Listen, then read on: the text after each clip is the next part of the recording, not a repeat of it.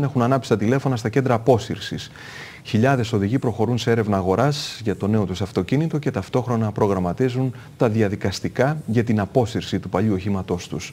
Αυτή τη στιγμή στο νομό Θεσσαλονίκης λειτουργούν 13 κέντρα ανακύκλωσης. Καθένα από αυτά μπορεί να δεχτεί κατά μέσο όρο 80 έως 100 αυτοκίνητα ημερησίως.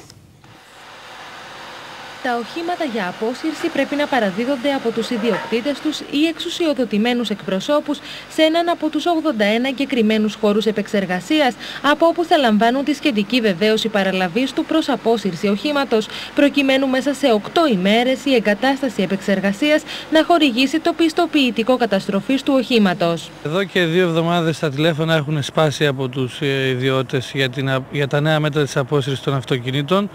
Ο κόσμος δεν γνωρίζει πολλά πράγματα. Τα δικαιολογητικά που χρειάζονται για να αποσύρει ο ιδιώτης το αυτοκίνητο είναι η άδεια κυκλοφορίας, οι πινακίδες, τα τέλη κυκλοφορίας να είναι πληρωμένα. Προϋπόθεση για την απόσυρση ενός οχήματος είναι να φορά τις πινακίδες κυκλοφορίας, ο κάτοχος του να προσκομίσει την άδεια, να έχει μαζί του την αστυνομική του ταυτότητα και να δηλώσει τον αριθμό του φορολογικού του μητρώου και τη ΔΟΗ. Οι μέρες που θα έχουν ξεπερδέψει θα είναι 10 με 12 ημέρες το πολύ. Από την πρώτη διαδικασία της βεβαίωσης παραλαβής μέχρι και το μηχανογραφημένο έντυπο από το μηχανολογικό για να πάει ο πολίτης στην εφορία που ανήκει για να πάρει τα χρήματά του.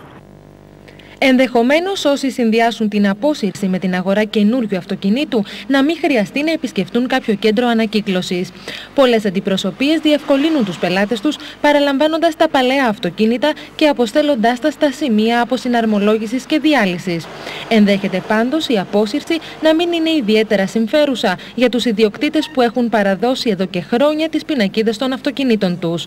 Στη συγκεκριμένη περίπτωση, για να δικαιούνται τα ωφέλη της απόσυρσης, θα πρέπει να καταβάλουν τα τέλη κυκλοφορίας για όλα τα έτη κατά τα οποία το όχημα βρισκόταν εκτός κυκλοφορίας.